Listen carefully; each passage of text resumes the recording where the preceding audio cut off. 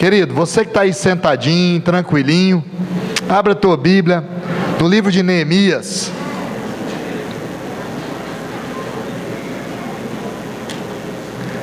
Neemias, capítulo 6.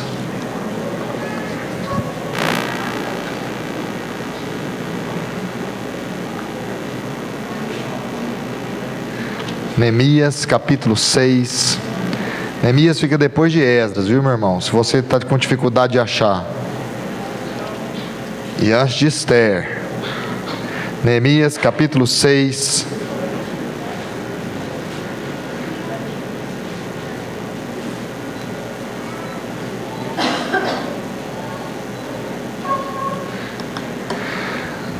Encontrou? Não. Neemias, capítulo 6. Se você encontrou, diga glória a Deus. Se você não encontrou, diga sou perseverante. Eu encontrei até uma paleta que estava aqui vermelha. Ah, já acharam o dono. Depois eu te devolvo. Então Neemias capítulo 6, versículo 3. Amém? Todos encontraram? Por isso lhes enviei um mensageiro com esta resposta: estou executando um grande projeto e não posso descer. Por que parar a obra para me encontrar com vocês? Feche teus olhos. Pai, obrigado pela tua palavra, a qual é viva e a qual é eficaz. Que essa palavra ministre aos nossos corações essa noite, ó Pai, a tua preciosa vontade sobre nós, em nome de Jesus. Amém. Amém, amado? Amém. Glória a Deus. Então diga comigo essa noite: eu não posso parar. Diga comigo: eu não posso parar. Diga para o irmão que está do seu lado: eu não posso parar. Diga para o irmão que está na sua frente: eu não posso parar. Diga por estar atrás de você: eu não posso parar. Não posso abandonar o que Deus me mandou, o que Deus me incumbiu, o que Deus me direcionou para fazer. Então eu não posso parar. Eu não posso parar. Agora feche seus olhos. Diga para o seu Deus: eu não vou parar, Senhor. Diga de novo: eu não vou parar, Senhor. Por mais difícil que seja, por mais complicado que seja, eu não vou parar, Senhor. Por mais que as tempestades, as dificuldades, os problemas, as intemperanças da vida venham me assolar, eu não vou parar, Senhor, porque eu confio no Senhor. Eu sei que o meu Redentor vive, meu Consolador vive, meu Protetor vive, e eu sei que eu vou vencer, vou terminar o meu projeto, e o seu projeto em mim não vai parar, e eu também não vou parar, em nome de Jesus. Amém? Aplauda esse Deus em nome de Jesus.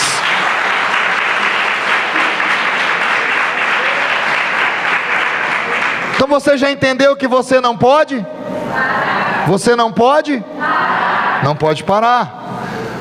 Uma comissão veio conversar com Neemias para falar para ele, no capítulo 1, a miséria, a calamidade que o povo vivia. Ele chorou, ele se comoveu. E quando uma grande coisa nos desafia, precisamos responder à altura. Então responda à altura os seus desafios. Aprenda a responder à altura os seus desafios. Então fale comigo essa noite.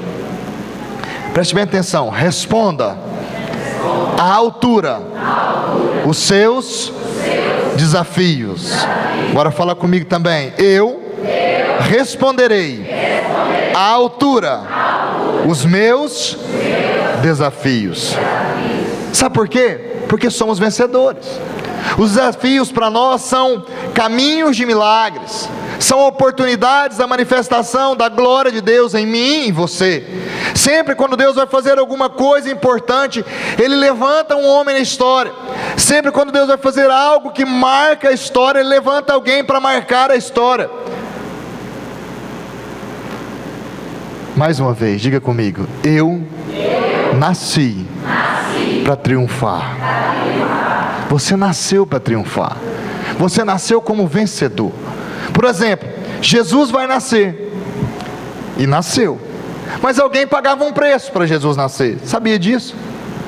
Algumas pessoas oravam antes de Jesus nascer, esperavam que o Messias viesse. Abra a tua Bíblia lá em Lucas, capítulo 2. Lucas, capítulo 2. Vou te contar a história de um homem e de uma mulher aqui, rapidinho. Lucas, capítulo 2, versículo 25.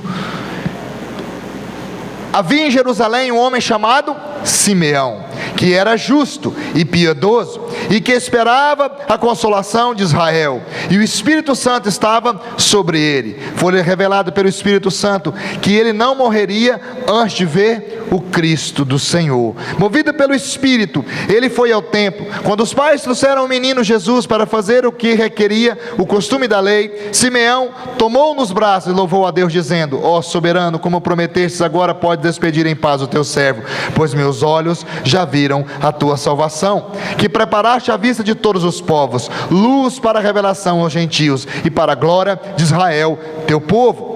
O pai e a mãe do menino estavam admirados, como se fora dito a respeito dele. E Simeão os abençoou e disse a Maria, mãe de Jesus: este menino está destinado a causar a queda e o surgimento de muitos de Israel, a ser um sinal de contradição, de modo que o pensamento de muitos corações será revelado. Quanto a você, uma espada atravessará a sua alma. Estava ali a profetisa Ana, filho de Fanuel, da tribo de Assé. Era muito idosa e tinha vivido com seu marido 7 anos depois de se casar. Então permanecera viúva até a idade de 84 anos. Nunca deixava o templo e adorava a Deus, jejuando e orando dia e noite. Tendo chegado ali, aquele exato momento, deu graças a Deus e falava a respeito do menino a todos que esperavam a redenção de Jerusalém. Oravam por Jesus. Oravam sem saber quem era Jesus, mas esperavam Jesus. Clamavam por um Messias, esperavam que esse Messias chegasse, aguardavam esse Messias intensamente, esperavam ele, aguardavam que ele aparecesse, e de repente, visto aos olhos deles, Jesus aparece. Então, quando uma grande coisa nos desafia, nós temos que responder à altura, e quando respondemos à altura, Deus nos capacita, Ele nos ajuda, Ele nos ensina, Ele nos faz caminhar em triunfo. Alguém sempre vai estar pagando um preço. Por exemplo, eu creio que alguém paga um preço por esse lugar. Eu creio não, eu sei que paga um preço por esse lugar. Existem pessoas aqui também que pagam um preço de oração por esse lugar, por sua vida, por sua casa. Pois a mão de Deus vai agindo de forma diferente em muitas vidas, e você percebe que há pessoas que pagam um preço por esse lugar, pagam um preço pela sua vida. Deus quer mudar a nossa história, mas para isso nós temos que nos apaixonar por vidas. Temos que nos apaixonar pelo propósito de Deus, temos que nos apaixonar pelo projeto de Deus, temos que apaixonar pelo aquilo que Deus tem para nós. O propósito de Deus é vida. Amém? Feche seus olhos. Pai, em nome de Jesus, eu dou ordem aos seus anjos a respeito desse lugar. Pai, que os anjos do Senhor, ó Pai, venham blindar esse lugar agora. Pai, que o Espírito Santo de Deus tenha liberdade para agir no nosso meio. Eu proíbo todo tipo de levante, todo tipo de contra-ataque que roube a mente dos meus irmãos, que roube o entendimento da Tua palavra. Pai, como sacerdote, eu dou uma ordem nesse lugar, que o sangue do Senhor venha ser aplicado sobre os murais desse lugar agora, levando cativo todo obediente, ó Pai, todo o pensamento de obediência de Cristo, todos eles diante do Senhor. Pai, eu proíbo o espírito ouvidor, aquele que rouba a mente dos meus irmãos. Eu proíbo aqueles que se levantam para esse lugar, ó Pai, para trazer confusão na mente de cada um, e declaro esse lugar selado, protegido e guardado pelos Teus anjos, e que os anjos do Senhor tenham liberdade para agir, para ministrar, para liberar da unção, do mover, da autoridade do Senhor sobre esse lugar, e que aqui haja vida de Deus, e que a unção de Deus paire sobre esse lugar, trazendo porção nova, porção do Teu Espírito. E em nome de Jesus declaramos aqui, selado, protegido e guardado. Guarda cada família, cada membro aqui, Pai, em nome de Jesus. Aqueles que vieram, que não vieram, que a mão do Senhor esteja estendida sobre eles, trazendo porção de vida, e que a mão do Senhor alcance eles onde eles estão, trazendo o mover do Senhor, a unção do Senhor, e que pare sobre eles um amor por vidas, um amor, ó Pai, genuíno, que vem do Teu coração, para que as pessoas entendam que o Senhor é salvação e que Tu és Deus, em nome de Jesus. Amém. Glória a Deus. Amém. Neemias 1:4 diz o seguinte, volta para Neemias, aproveitar e beber água quando você volta.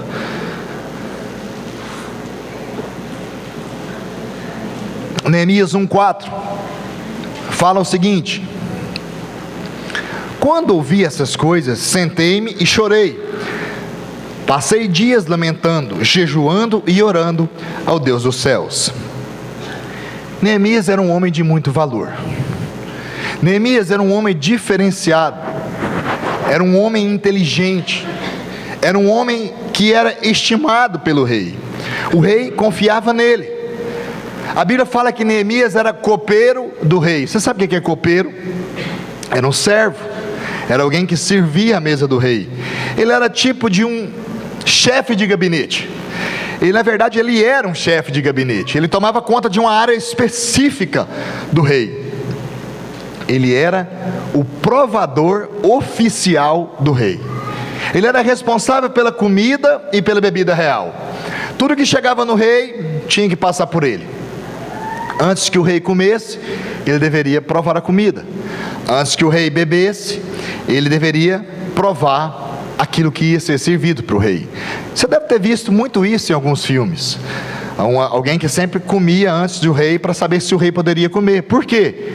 Porque o rei, sendo uma pessoa tão importante naquela época, muitos queriam matá-lo, queriam o poder. Então ele era o responsável para que isso não tivesse êxito. Ele cuidava para que ninguém envenenasse o rei. Ele era a pessoa que impedia que isso acontecesse, que o rei morresse por um envenenamento. E essa não era uma tarefa para qualquer um, mas para alguém que inspirasse confiança, lealdade real. Não era qualquer um que poderia ser um provador oficial. Hoje, se você pegar qualquer um que seja aí, você vai... Eu falei para a Renata, por exemplo, que eu queria ser provador oficial dela. Se ela quisesse, a hora que ela vai fazer os bombons dela, que ela tiver em dúvida, ela me chama, eu vou lá para comer os bombons, porque eu sei que não vai ter nada mortífero, mas eu vou comer bastante bombom. No caso do rei não era isso. Se ele bobeasse, alguém deixasse levar para ele alguma coisa, ele morreria. Ele morreria envenenado. Mas antes dele inspirar tanta qualidade, ou tanta fidelidade, ou tanta confiança do rei, ele tinha um povo. Neemias tinha um povo. Ele tinha um sangue. E ele foi gerado por esse sangue. E ele amava esse povo. E ele amava esse sangue. Quero te perguntar algo essa noite. Você ama o seu irmão? Você ama seu pai? Sua mãe? Você ama seu irmão espiritual? Porque seu irmão de carne você vai amar. Você ama seu irmão espiritual? Você ama essa pessoa que senta do seu lado sem ser sua esposa ou esposo? Você pelo menos conversou alguma vez com essa pessoa? Você sabe quem é? Você sabe das dificuldades dela? Você ama ele realmente? Neemias amava aquele povo e chorava por ele, sem conhecer a maioria daquelas pessoas. Quantas vezes você tem chorado pela obra de Deus? Quantas vezes você pode dizer que você chorou pela obra de Deus? Neemias amava tanto aquelas pessoas que ele nem as conhecia, mas ele amava. Ele amava o projeto de Deus, ele amava o propósito de Deus. Quantas vezes você chorou pela obra de Deus? Quantas vezes você intercedeu pela obra de Deus? Você pagou um preço, pequeno que seja, alguns minutos da sua oração pela obra de Deus. Quantas vezes você chorou por vidas? Chorou por vidas que estão indo para o inferno, e você sabe que elas estão indo para o inferno, e você chorou por elas. E disse: Senhor, por que elas estão indo para o inferno? Eu queria fazer alguma coisa por elas. Quantas vezes você fez essa oração? Quantas vezes você já chorou pela vida de alguém que está aqui? São perguntas às vezes que nós deixamos passar, porque acostumamos com a vida, levamos ela. Sabemos as dificuldades, os problemas, mas nós vamos levando, vamos deixando as coisas acontecerem, e a coisa vai acontecendo e nós vamos tocando. E às vezes nós passamos por cima de tanta coisa. Sabe por quê? Porque não temos o coração endurecido, e Deus quer quebrantar o nosso coração. Deus quer escutar o nosso gemido, quer escutar o nosso choro. Temos um coração muito duro, por isso temos dificuldade de quebrantamento, Por isso há uma dificuldade de quebrantamento em mim, em você, porque temos o coração duro. Como Deus vai enxugar as nossas lágrimas se nós não choramos? Como Deus vai enxugar as nossas lágrimas se você nem chora? Deus, essa noite, vai começar por um novo rumo na sua vida, no seu coração. Você vai amar o projeto de Deus, os seus desejos serão desejos de Deus, genuínos do coração de Deus. Seu coração terá sede dele, como você tem sede de água. Seu coração antes que era duro, era de pedra, Deus vai trocá-lo por um coração de carne, por um coração amável, um coração obediente.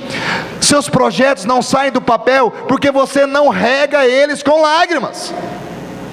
Seus projetos não saem do papel, porque você não tem regado eles com as suas lágrimas. Quem sai semeando e chorando, volta colhendo os seus frutos, ou feixes.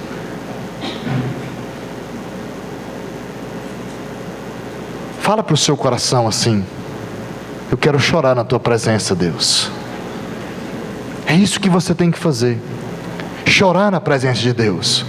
Quando Neemias escutou que o povo estava assolado, que as portas de Jerusalém haviam sido arrancadas, que os muros de Jerusalém estavam derrubados, a Bíblia diz que ele sentou e chorou muito, e chorou amargamente, porque ele olhou para aquela situação e não admitiu aquela situação, ele não aceitou, ele não quis aquilo.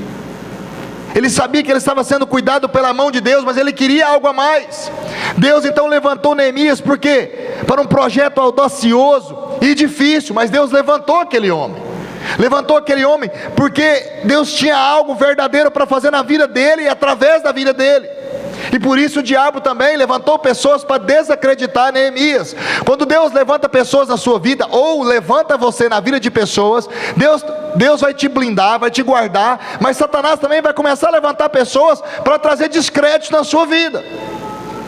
Isso é uma armadilha, é um ataque do diabo contra a sua vida, contra a minha vida, contra o propósito de Deus. Isso acontece, não foi diferente na vida de Neemias. Tentaram desacreditar Neemias, eles tentaram de todas as formas impedirem o propósito de Deus na vida de Neemias. Se você ler o livro de Neemias, eu tive lendo o livro de Neemias todo, você vai perceber que cada detalhe do livro de Neemias é uma luta travada praticamente entre eles, porque Deus levava Neemias para fazer algo, e o diabo levantava pessoas para não deixar que Neemias fizesse, para impedir Neemias, para impedir a ação de Deus na vida de Neemias. Satanás sempre agiu assim. Eles tentaram de todas as formas impedir Neemias. Mas sabe o que acontece? E o que chama atenção? Como é bom um homem ter caráter. E isso deu credibilidade à ação de Neemias, o caráter dele. Lembra da palavra da ceia, que eu ministrei domingo retrasado? Que eu te disse que muitos têm visão, como vão projetar, como vão fazer, como vão arrumar as coisas, mas o que dá credibilidade à visão é o que? O caráter do líder. Você verá ainda muitos líderes com muitas visões, mas o que sustentará o projeto, o propósito, será o caráter dele, sendo moldado por Deus. O caráter precisa ser forjado, moldado por Deus. Mesmo que os inimigos tentaram matar os projetos de Neemias, os projetos de Deus, o caráter de Neemias deu credibilidade junto ao rei. Eles falaram para o rei: olha, você está levantando Neemias, Neemias saiu daqui como copeiro, está indo para Judá, está levantando os portais de Jerusalém, e tem mais, ele vai começar a governar lá tudo e vai esquecer de você. O rei falou: não, eu conheço Neemias. Olha, o rei, o que ele mais tem medo é de perder o que? Poder. Ele falou: não, eu conheço Neemias, eu conheço o caráter dele, eu sei quem ele é, eu sei onde ele foi moldado. O rei não moveu nada contra Neemias. O rei acreditava nele, acreditava nas ações dele. O caráter move a mão de Deus e não permite que a mão de Satanás seja levantada quando o projeto de Deus. O caráter move a mão de Deus, e se Satanás levanta a mão contra o caráter da pessoa que é moldada em Deus, Deus blinda, Deus guarda, Deus move. Satanás mas podemos impedir ele de prosperar. Amém? Você perdeu a oportunidade de dizer amém. Amém ou misericórdia? Algum amém? cruz. Satanás não pode prosperar na sua vida. Não podemos permitir. Levantar, ele vai se levantar mesmo. O diabo vem para roubar, ele vai se levantar para fazer algo. Você não pode permitir que ele prospere nisso. É a sua função: blindar, levantar os seus muros, colocar os seus portais, fechar as portas da sua vida, reparar as brechas. Essa é a nossa posição. Senão ele vai prosperar. Senão ele vai prosperar. E você não pode permitir isso. Você não deve de maneira nenhuma permitir isso. Deixe Deus trabalhar então no seu caráter. Deixe Deus trabalhar na sua vida. Deixe Deus moldar o seu caráter, da forma que você verá o quê? Frutos, através desta ação de Deus na sua vida. Agora, amado, Neemias não foi sozinho. Ele procurou pessoas orientadas por Deus. Durante esses dias em que as palavras que eu irei ministrar, eu quero falar muito sobre esse livro, e quero falar sobre algumas portas com você. E hoje o título da palavra é 12 portas, mas eu não vou falar sobre as 12 portas, eu vou falar só sobre uma. As outras 11 nós vamos falando em sequência. Ainda brinquei com o Rafael, ele falou assim: então o senhor vai fazer palavras em sequência? Eu falei: vamos fazer um seriado, quase um Lost, mas vamos fazer 11 portas depois dessa. 11 portas sobre as nossas vidas, que Deus irá moldar, que Deus irá restaurar sobre o ministério e sobre você e sobre mim, sobre nós. Agora, entenda, Neemias chamou pessoas para ajudá-lo, chamou pessoas para caminhar com ele. Você não consegue nada sozinho. Por quê? Porque Deus ama a unidade. Diga comigo essa noite: Deus ama unidade. Deus gerou ajuda, gerou provisão, gerou abundância para Neemias. Para Neemias ir fazer a obra, Deus gerou tudo isso. A obra não era de Neemias, era de Deus. Se houver unidade, Deus vem e faz.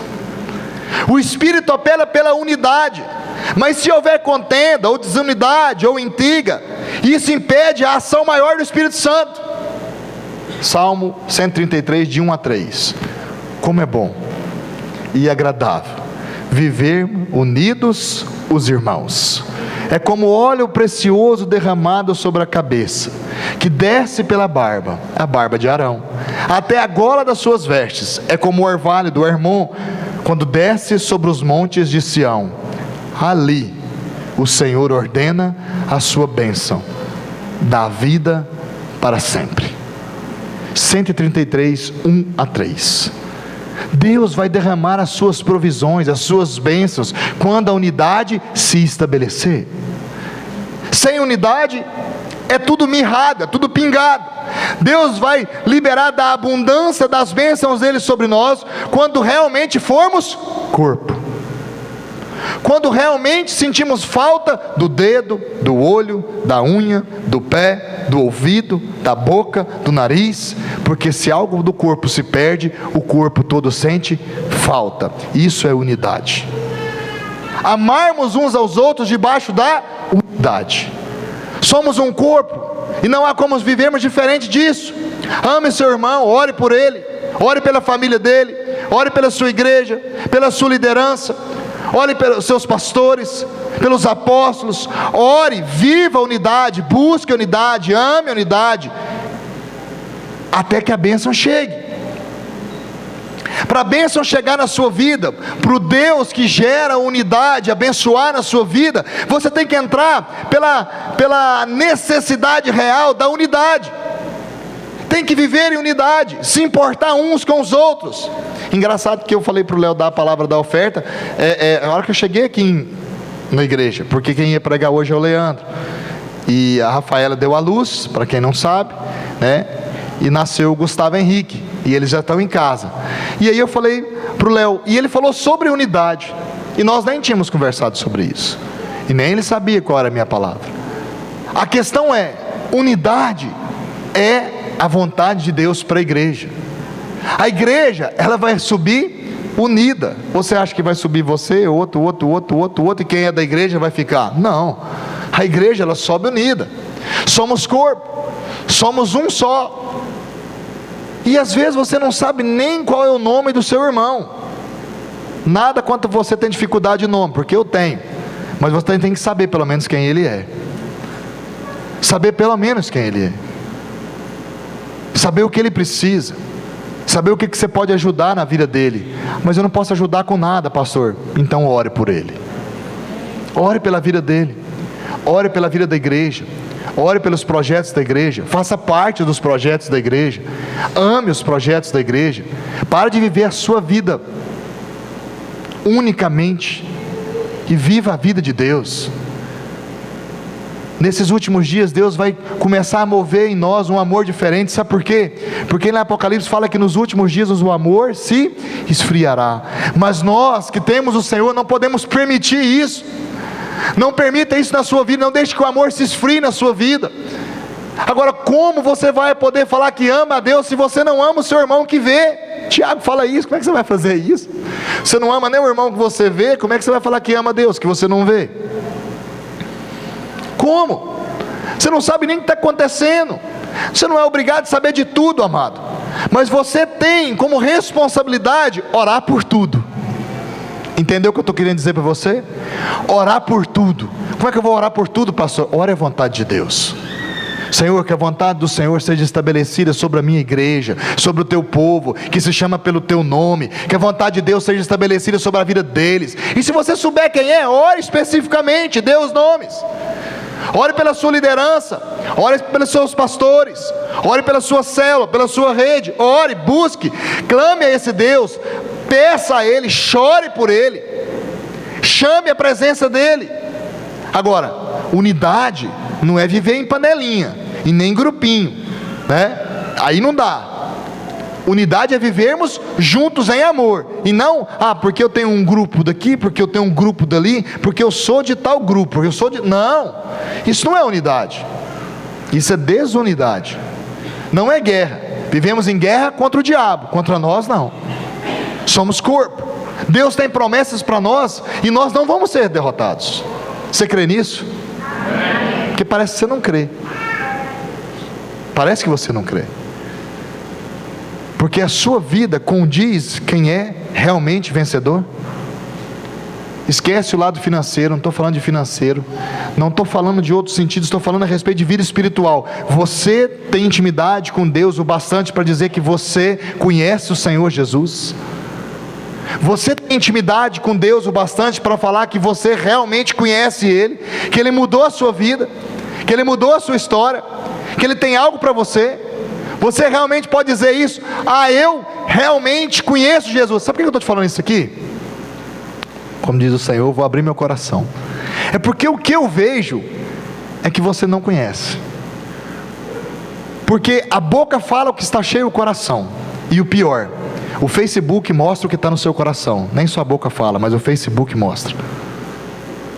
É terrível o que você vê. É terrível que você pega algumas meninas escrevendo. Pior, é alguns jovens também escrevendo. Homens que eu estou querendo dizer, porque todos nós somos jovens. Isso é muito terrível. E aí eu fico me perguntando, será que essa pessoa vai no culto todos os domingos, vai na Nação Jovem todos os sábados, e ela fala que conhece Jesus, mas como posta uma coisa dessa? Como fala desse jeito? Como que pode ser? Aí tá bom, esquece o Facebook, vamos pensar na vida natural, no cotidiano, na vida normal, né? Esquece o computador. E a pessoa age de forma diferente, trabalha de forma diferente, dá exemplos diferentes dentro do trabalho, dá testemunhos negativos dentro do trabalho. Aí eu falo para você, como essa pessoa conhece Jesus? Como? Não entra na minha cabeça. Então Deus tem promessa para nós, e nós não vamos ser derrotados, mas será? Neemias teve que enfrentar o rei. Ele amava o rei, mas teve que enfrentar o rei. Teve que ter coragem para se apresentar ao rei. Ele pediu chorando o que ele precisava fazer. Os servos de Deus, a quem ele incumbiu, a quem ele deu um plano, não vai agradar a todos. Você que é servo de Deus, a quem Deus deu um plano, a quem Deus te incumbiu para fazer algo, você não vai agradar a todos, mas vai cair na graça do povo. Pois o que é de Deus o corpo reconhece. Você não vai agradar a todo mundo, mas quando você falar algo, as pessoas vão falar, realmente aquilo é verdade, realmente aquilo acontece. Sabe por quê? O que é de Deus o corpo reconhece. Você nem eu vamos agradar a todos, mas o nosso projeto, se ele vem de Deus, o corpo vai reconhecer. Sabe por quê? Porque vai edificar o corpo, e o que edifica o corpo é bom. O que edifica o corpo traz vida. O que edifica o corpo produz cura. O que edifica o corpo traz sanidade em todas as feridas. O que edifica o corpo vem de Deus. Neemias apareceu diante de Deus para buscar apareceu diante do rei para buscar a vontade de Deus. Ele apareceu diante do rei para buscar a vontade de Deus. Neemias 2, abre lá, Neemias, está em Neemias, né? Vamos ler Neemias 2, de 1 a 8. No mês de Nissan, que é o mês de março e abril, o 20º ano do rei Artaxerxes, na hora de servir-lhe o vinho, levei-o ao rei. Nunca eu antes tinha estado triste na presença dele. Por isso o rei me perguntou: por que o seu rosto parece tão triste? Se você não está doente, essa tristeza só pode ser de coração. Olha que tremendo isso aqui. Ele nunca tinha chegado triste diante do rei. Nunca tinha chegado triste diante do... Quantas vezes já foi no serviço grilado? Ele nunca tinha feito isso. Quantas vezes você já deixou de vir na igreja só porque você estava resfriado? Ele nunca fez isso. E ele chegou diante do rei, e o rei falou para ele: por que você está triste? Você não está doente. Isso é tristeza de coração. Olha a revelação que Deus deu para o rei. Presta atenção. Com muito medo eu disse ao rei: que o rei viva para sempre. Como não estaria triste o meu rosto, se a cidade que estão sepultados meus pais estão em ruínas, e as suas portas foram destruídas pelo fogo? O rei me disse: o que você gostaria de me pedir? Então orei ao Deus dos céus. Eu imagino que essa oração foi a oração mais rápida de toda a história, porque o rei fala para ele: o que você gostaria de me pedir? E ele pensa: meu Deus, o rei vai me favorecer, eu tenho que saber o que eu vou pedir. Então a Bíblia fala que ele orou a Deus. Ele deve ter orado numa velocidade tão rápida. Aquilo ativou tudo quanto é tipo de anjo que havia naquele momento, porque os anjos trouxeram a resposta para Neemias e tudo que ele queria. Era o projeto de Deus. Deus estava com o projeto pronto, com o papel feito, o papel celestial, timbrado de Deus, estava pronto para enviar para Neemias. E Neemias fala, ele podia ter falado: Senhor, eu quero restaurar, eu quero ir para Jerusalém. Ele podia ter falado tantas coisas para o rei, mas Deus não permitiu. Por que Deus não permitiu? Porque ele orou a Deus. Quantas vezes você está com uma oportunidade na sua vida bem aberta, e você realmente só responde aquilo que acontece por impulso, você não chega diante de Deus? Pergunte para Deus o que Deus quer para a sua vida. Não tome decisões precipitadas. Decisões precipitadas te levam a lugares que você não deveria estar. Ah, pastor, mas aí muitos irmãos se apegam no sentido: ah, pastor, mas Deus transforma a maldição em bênção, né? Deus transforma, né, aquilo, né? Transforma, por misericórdia dele, mas você errou. Se você tivesse perguntado para ele, você teria economizado uma grande volta. E Deus deu oportunidade para Neemias, e eu acho que ele orou, e tão rápido, Deus, respondeu ele. Então respondi ao rei: se for do agrado do rei, e se o seu servo puder contar com a sua benevolência, que ele me deixe ir à cidade onde meus pais estão enterrados em Judá, para que eu possa reconstruí-la. Respondeu tudo, do jeitinho que Deus queria. Tudo que ele precisava, o rei deu, tudo. E ele ainda foi além. Ele colocou, estando presente a rainha, sentada ao seu lado, perguntou: quanto tempo você vai levar a viagem? Quanto tempo você voltará? Marquei um prazo com o rei, e ele concordou que eu fosse. Imagine, tanto que ele era benquisto. Olha como esse homem era benquisto diante do rei. O rei falou assim: não posso perder você não, doido. Você quer reconstruir, você vai, mas você tem que voltar. A rainha levanta e fala: olha, você vai demorar que tanto?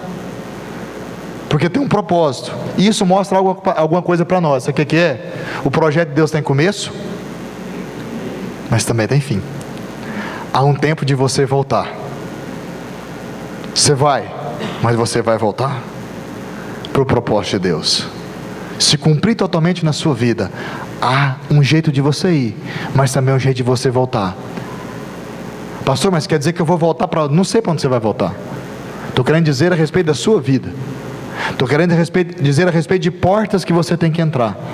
E a porta que nós vamos tratar essa noite chama-se porta do arrependimento. A primeira porta que nós vamos tratar chama-se porta do arrependimento. Eu vou falar nela só no final. E eu quero dizer para você o seguinte: Deus abriu uma porta para Neemias e ele entrou nela. A primeira porta que Deus abriu para ele foi a porta da dependência. Mas nós vamos falar sobre arrependimento. Ele dependeu de Deus e entrou por essa porta, e Deus fez na vida dele. Agora entenda, tudo que ele precisava, o rei deu para ele. Olha para você ver, marquei um prazo com o rei, ele concordou e eu fui. A seguir, acrescentei: se for do agrado do rei, eu poderia levar cartas do rei aos governadores do Trans-Eufrates, para que me deixem passar até chegar a Judá, e também uma carta para Asaf, guarda da floresta do rei, para que ele me forneça madeira para as portas da cidadela, que fique junto ao templo, para os muros da cidade, para a residência que irei ocupar, visto que a bondade da mão de Deus estava sobre mim. O rei atendeu os meus pedidos. E mais, Deus ainda mandou, o rei ainda mandou um monte de soldados para escoltá-lo até Jerusalém e ficar lá até que tudo acabasse. Sabe o que é isso? A mão de Deus. Então, quando a mão de Deus se move, nada pode deter. Quando a mão de Deus se move, nada pode romper. Só a mão de Deus. Quando a mão de Deus se move, nada pode impedir. Nada vai deter o propósito de Deus na vida de Neemias. Nada pode deter. E nada também vai poder deter o propósito de Deus na sua vida. Nada pode deter o propósito de Deus na sua casa. Nada pode deter o propósito de Deus no seu casamento. Nada pode deter o propósito de Deus no seu ministério. Pois se Deus der uma ordem, nada pode deter.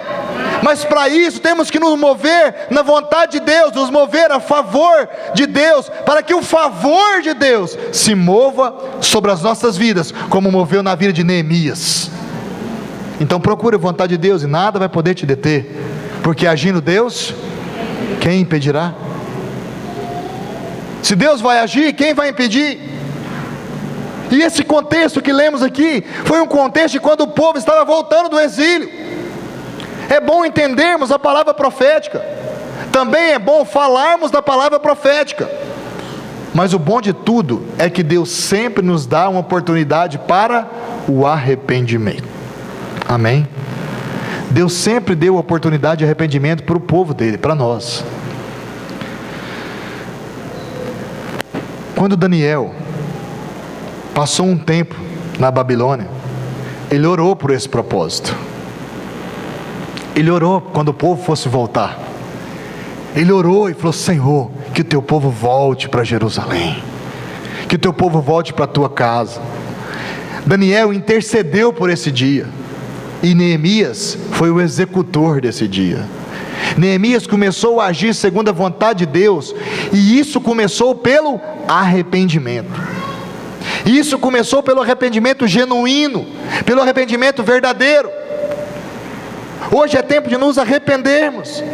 Conserte a sua vida com Deus, conserte hoje. Saia dos caminhos tortuosos, saia da lama, do pecado, procure arrependimento. Há uma palavra profética sobre a sua vida? Ah, pastor, uma palavra profética sobre a minha vida. Amém. Porque há também uma palavra profética sobre a vida desse ministério, e temos que zelar por essas palavras proféticas, tanto as individuais, como a do corpo, como a da igreja. Temos que zelar pela palavra profética, e às vezes nos esquecemos dela. Às vezes você tem essa palavra profética no seu coração, mas você não zela por ela. Você vê ela como uma palavra distante, como uma palavra longe, como uma palavra que não vai se cumprir na sua vida. Por que não vai se cumprir? Porque você não zela por ela. Daniel liberou uma palavra profética. O tempo se passou e Neemias executou ela cabalmente. Zele pela palavra profética. Neemias se sentiu como parte real do povo. Ele começou com ele mesmo. Se arrepender. Escute, o arrependimento é um caminho para a reconstrução espiritual e material de uma igreja, de uma casa, de um casamento, de uma vida. Sem arrependimento não há reconstrução, não há restauração, não há restituição. Sem arrependimento não há como a mão de Deus se mover a nosso favor. A Bíblia fala que quando ele escutou o que havia acontecido com Jerusalém, ele senta e chora, e começa a pedir perdão, começa a se arrepender pelo pecado que nem ele mesmo cometeu, mas ele entendeu a necessidade do arrependimento. Neemias começou a usar da ferramenta que ele tinha nas mãos, do coração que ele tinha para chegar diante de Deus. É hora de pedirmos perdão, de nos acertarmos com Deus. Mas escute algo aqui: o pecado tem nome. Porque nós perdoamos, nós pecamos e queremos pedir perdão no atacado. Pecamos no varejo e pedimos perdão por atacado. Pecamos sabendo que é pecado, mas quando queremos pedir perdão, queremos englobar todos os pecados. Pecado tem nome, amado, tem lugar. Você tem que entender que você tem que chegar diante de Deus com o coração contrito e pedir perdão pelo seu pecado, e ele tem nome, ele tem nome, ele tem lugar. Gostamos de pedir perdão pelo monte de pecados que tem, mas não citamos a real circunstância. Hoje pode ser o dia de você ser específico diante de Deus, para você começar a andar em unidade. Nós não devemos fazer nada sem orar, mas também não devemos ficar orando sem fazer nada. Entendeu? Não faça nada sem orar, mas também não fique orando sem fazer nada. Não fique orando sem fazer. Age, move. Vamos agir. Falei em inglês, viu, teacher? Cadê minha teacher? Você tem que agir, você tem que fazer algo, tem que se mover. Ora, mas e aí, pastor? Toma uma iniciativa. Toma uma iniciativa. Para de ficar parado, porque ficar parado não dá mais. Nem dengue está dando mais em água parada. Dengue já está dando em água até corrente. Você imagina bem. E você ainda está parado, espiritualmente parado. Então tá legal, né, pastor? Amado, é tempo de agir, de você pôr a mão na massa, de você orar, mas de você agir também. Temos que parar de sermos tímidos, pois os tímidos não agem. Então diga para o seu irmão: para de ser tímido, vamos agir. Nossa, até essa palavra foi de tímido. Fala firme: para de ser tímido, vamos agir. Isso. Temos que parar de timidez. Temos que agir. Não, eu não tenho jeito de eu falar, pastor, porque como é que eu vou falar de Jesus, né? Se você não dá conta de falar de Jesus, é porque você não tem Jesus. Porque eu aprendi uma coisa: a gente passa o que a gente tem. Se você não dá conta de passar Jesus, é porque você não tem. A gente passa o que tem. Não, pastor, mas eu tenho dificuldade para me comunicar. Aí é outra coisa. Aí é outra coisa. Então você vai começar a fazer um exercício espiritual sobre a sua vida. Eu preciso mudar de atitude. Eu preciso mudar de atitude. E eu tenho que agir. Olha, Josué 1, de 1 a 3. Não quero ler com você. Não vou ler. Não vai me tomar tempo. Quando o texto fala que Moisés morre, e Deus chama Josué e fala para ele ser forte e corajoso. Josué olha para trás e vê aquele monte de gente e fala: meu Deus, esse povo só dava trabalho para Moisés. E quem era Moisés? Quem sou eu? Aí Deus falou: você vai começar a colocar esse povo na terra prometida. Ele falou: não posso. Aí Deus falou para ele: olha, não pode ser tímido não. Não seja tímido. Não seja assim tão tímido. Jesus falou para os discípulos também diante da tempestade: por que sois tão tímidos? Por quê? E Deus falou para Josué: você não pode ser tímido. Tímidos são aqueles que sonham, mas não agem.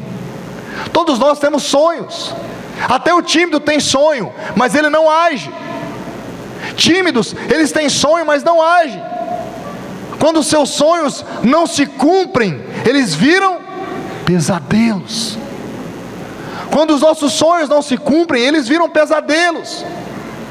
Pesadelos. Você já teve pesadelo à noite, você sabe tanto que é ruim. Você quer acordar e não dá conta, que terrível. Você quer acordar e não dá conta, não dá conta, não dá conta. Você já teve aquele pesadelo que você quer falar alguma coisa e não sai nada? Você quer falar e não sai? Eu já tive vários pesadelos assim, né? Quando eu me libertei do pesadelo, eu acertei a pastora. Pá! Mas eu me libertei. Foi sem querer. Ela não está aqui hoje, ainda bem. Mas é verdade. Um dia eu dei uma cotovelada no olho dela. Eu estava sonhando, agitado. Quando os sonhos não se cumprem em nossa vida, eles se tornam pesadelos. E ninguém quer ter pesadelo. Se eu perguntar quem tem sonhos, todos vão falar que tem. Agora, se eu te perguntar quem aqui quer que os seus sonhos se tornem pesadelos? Ninguém. Porque pesadelos são coisas ruins. Você não quer isso. A unção da conquista vem através de uma atitude corajosa. Deus empurrou Josué para agir. Falou para ele: passa o Jordão. Senhor, o velho já morreu, passa o Jordão. Senhor, o velho já morreu, passa o Jordão, Josué. O que estava agindo se foi, pois há um novo tempo. Há um tempo novo de restauração de todas as coisas. Restauração na sua vida. Sabe quando que começou esse novo tempo na vida de Josué? Depois de um funeral. Depois da morte. Sabe quando começou um tempo novo na sua vida? Depois que Jesus morreu por você. Depois de um funeral, começou um tempo novo na sua vida. Só que o funeral de Moisés foi enterrado, Jesus ressuscitou, e Ele vive para sempre. Ele morreu, mas Ele ressuscitou, e te deu vida, e vida em abundância. E o seu funeral também foi quando você aceitou Ele. Você morreu, mas morreu em Cristo, e quem morreu em Cristo vai ressuscitar, e vai estar com Ele nos ares. Quando Ele chamar a igreja, você vai estar junto. Sabe por quê? Porque você teve uma nova atitude. Seus sonhos não viraram pesadelos, não só por você, mas por Cristo, que morreu por você e te deu vida, e vida em abundância. Amém? Glória a Deus.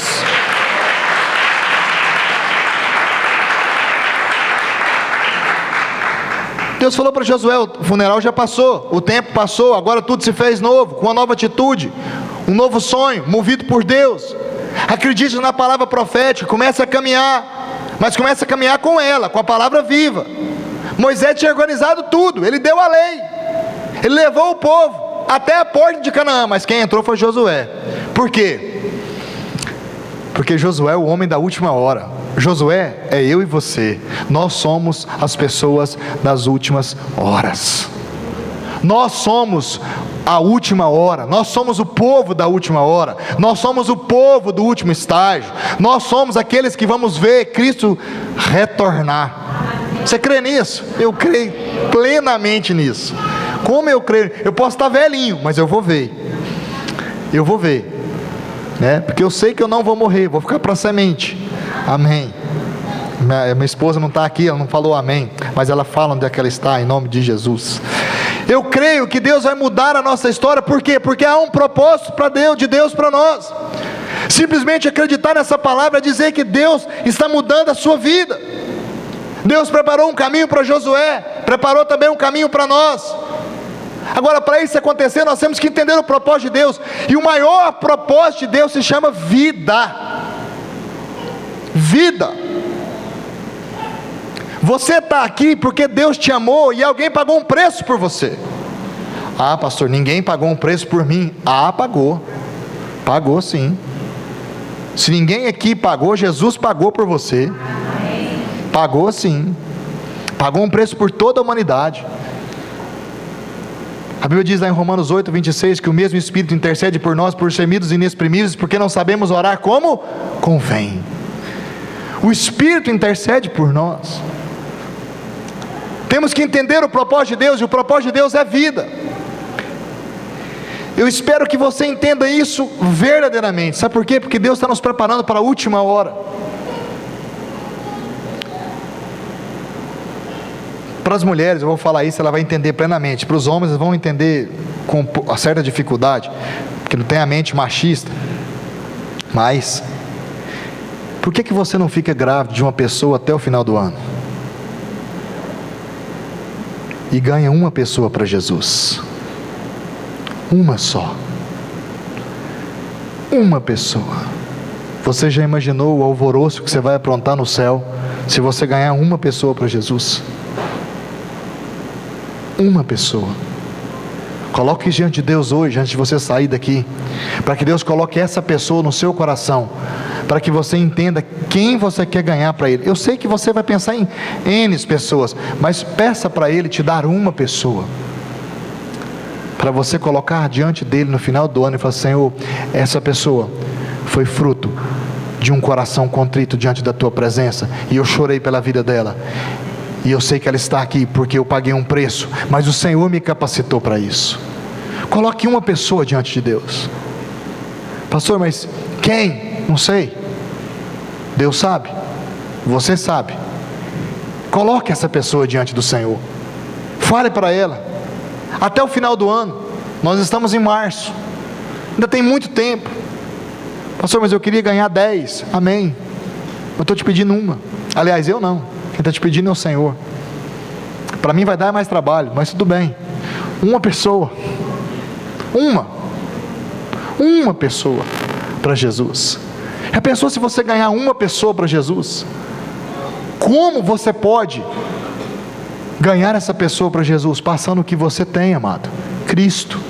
Passa para Ele. Devemos nos preocupar com a casa de Deus, com o propósito de Deus.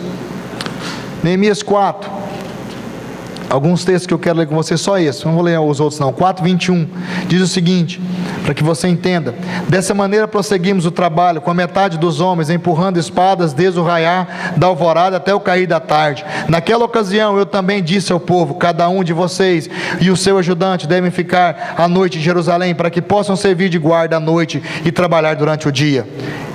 Quando eles descansavam, eles carregavam pedra. Eu e meus irmãos, os meus homens de confiança e os guardas que estavam comigo, nem tirávamos a roupa, e cada um permanecia de arma na mão. Eles não estavam brincando não, o propósito era muito sério. Temos que nos importar com a casa de Deus. Precisamos reconstruir os muros, mas também precisamos entender que temos que colocar portas nas nossas vidas, e portas com ferrolhos, para que ela não se abra mais, para que ela não venha a ser mais derrubada, para que o pecado não entre mais. Temos que abolir certas coisas da nossa vida. Se quisermos termos sucesso, devemos trabalhar até mais perto uns dos outros. Olha o que Neemias falou para eles. Eles trabalhavam reconstruindo os muros. Se você ler o texto, você vai entender o que eu estou falando. Havia uma porta aqui, e depois de 100 e tantos metros, havia outra brecha no muro, e depois de tantos 100 e tantos outros metros, outra porta, e assim ia, e eles iam trabalhando em distância um dos outros. Neemias falou assim: olha, o negócio é o seguinte, vamos agrupar, vamos trabalhar mais perto uns dos outros, porque aí não vai ser fácil eles nos atingirem. Isso é estratégia. Neemias estava falando para eles: olha, vamos trabalhar mais perto, porque enquanto você trabalha, o outro vigia. E ele falou: e nós, e os homens de confiança que andavam comigo, ele disse, nem a roupa tirava, porque não tinha tempo nem para tomar banho. Eles ficavam ali o tempo todo, vigiando, guardando uns aos outros, porque sabia que o trabalho havia necessidade de ser feito, mas também a sentinela tinha que estar bem colocada, senão eles eram alvos fáceis. Se quisermos ter sucesso, temos que trabalhar uns mais perto dos outros. Eles trabalhavam com a mão e com a outra seguravam a espada. Você imagina bem, para quem é pedreiro, jogar uma colher de massa e o outro lado tem uma espada na mão. Ele olha na massa, olha na colher, olha na massa, olha na espada. Eles não podiam brincar. Os inimigos queriam destruí-los. Não brinque sem crente, amado. Uma mão na espada, que é a palavra de Deus, e a outra no arado, que é a obra de Deus. Não brinque de ser crente. Não brinque com o seu adversário. Satanás quer te matar. Ou você acha que Satanás está de brincadeira? Você acha que o diabo está de brincadeira, está querendo brincar, de te dar susto? Pute. Sabe para onde você vai se você brincar? Você vai ser abatido. O diabo não quer brincar com você. Ele não tem interesse de brincar com você. O tempo dele é curto, e ele sabe disso, e ele sabe que é a última hora, ele sabe dessa situação, ele sabe, e ele não brinca. Nós é que brincamos nessa última hora. O êxito não é uma dádiva, e sim uma conquista. Quer ter êxito? Não é uma dádiva do céu, não é presente, tem que conquistar. O reino de Deus é tomado por esforço, e aqueles que se esforçam se apoderam dele. Tem que conquistar. Tudo que precisamos está na mão de Deus, mas nós precisamos fechar as portas, nós precisamos fechar as brechas, precisamos levantar os muros. Temos que falar a mesma língua, falar a mesma coisa. Chega de falarmos dos outros, vamos trabalhar um para os outros. Chega de picuinha, chega de melindre. É tempo de crescermos, colhermos os frutos. Esses frutos que já estão maduros, já estão na hora de colher. E também é tempo de regarmos as sementes que plantamos. Cada um sabe a sua realidade. Eu não preciso aqui vir trazer nada diferente. Você sabe a sua realidade, você sabe o que você tem que cortar na sua vida, você sabe o fruto que você tem, você sabe o fruto que você vai colher, e você sabe a semente que você está plantando.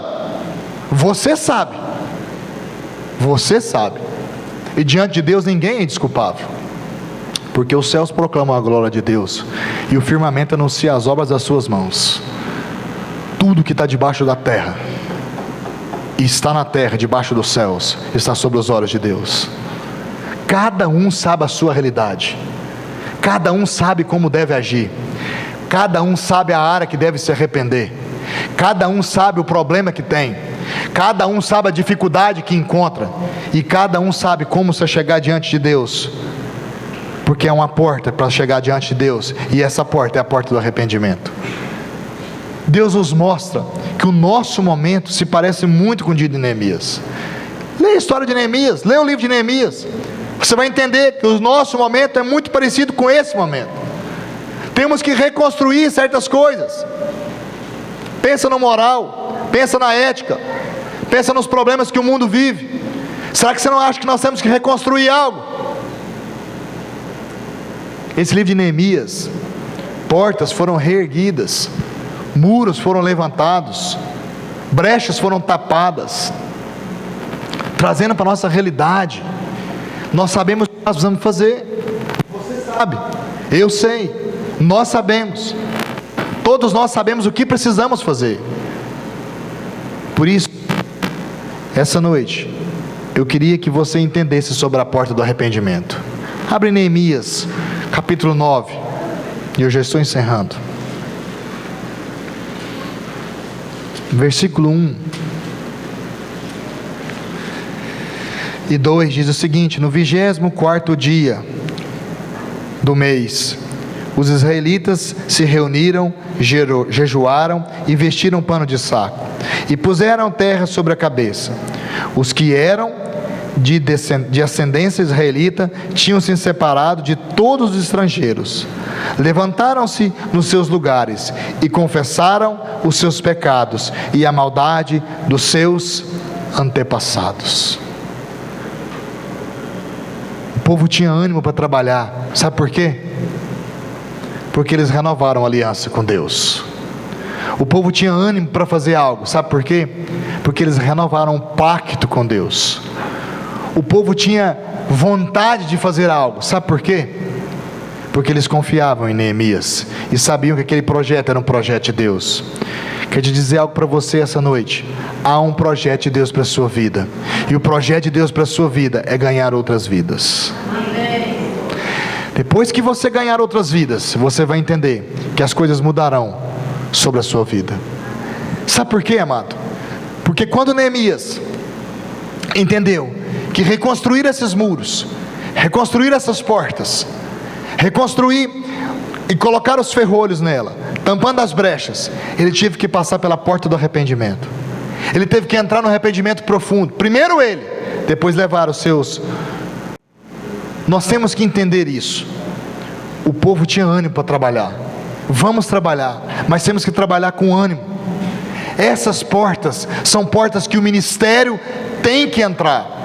O nosso ministério, o ministério Luz para os Povos. Essas portas são portas que você e eu temos também que entrar individualmente. Para quê? Para termos êxito. Para termos êxito. E entrar pela porta do arrependimento. Você que é povo de Deus, a Bíblia fala que o povo de Deus se separou dos estrangeiros. É tremendo isso. O povo se separou dos estrangeiros, porque eles se sentiam povo, eles sabiam quem ele era. Lembrei da palavra do Cimês de domingo. Você já sabe quem você é. Eles sabiam que ele era um povo de Deus, e chegaram diante de Deus com o coração aberto. Isso é maravilhoso. Então deixe o Senhor entrar na sua vida. Entre pela porta do arrependimento com Ele. Hoje é dia de você confessar os seus pecados, de você abrir os seus olhos, deixar Deus agir, deixar Ele entrar na sua vida. Neemias ensinou isso para o povo, porque ele já havia feito. Só passamos o que nós temos. Neemias se arrependeu lá no começo e ensinou o povo como era. Olha, para nós termos êxito, nós temos que chorar na presença de Deus. Eu chorei, ele falou para eles. Eu chorei. Eu me senti povo, porque eu sou povo. Então separa os estrangeiros e vamos para a presença de Deus. Ele se arrependeu, entendeu isso e ensinou o povo a fazer isso. Hoje é dia de arrependimento.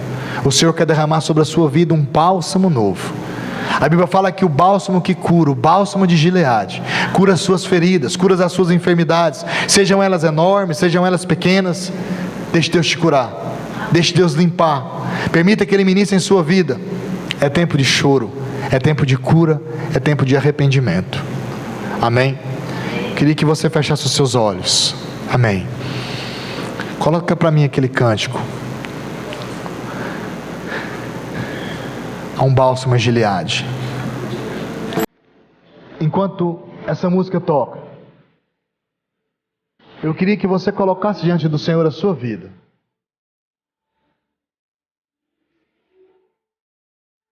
Sabe, amado, eu não posso me arrepender por você. Entrar pela porta do arrependimento, dá um clique ali no arrependimento. Entrar pela porta do arrependimento é simplesmente chegar diante de Deus como você está.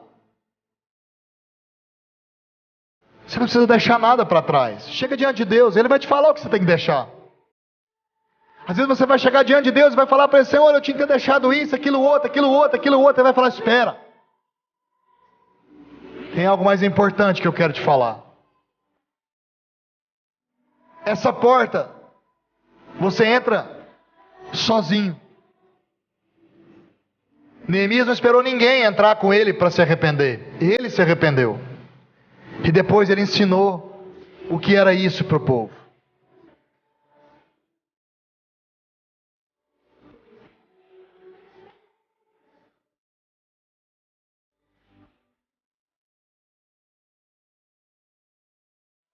Pastor, mas eu tenho muitas feridas.